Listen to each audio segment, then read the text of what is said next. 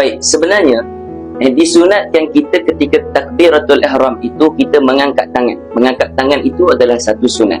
Allah, itu satu sunat kita dapat.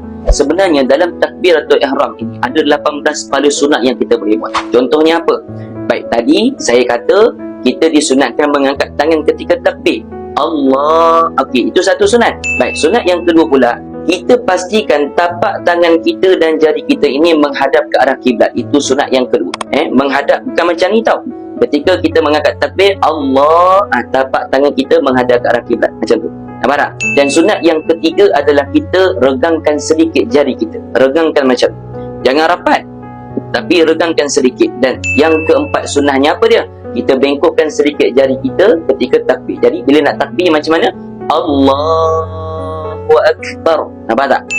Itu baru 4 saya cerita. Ada 18 kepala sunat yang kita boleh buat ketika takbiratul ihram. Jadi marilah ibu ayah kita dapatkan kitab ni.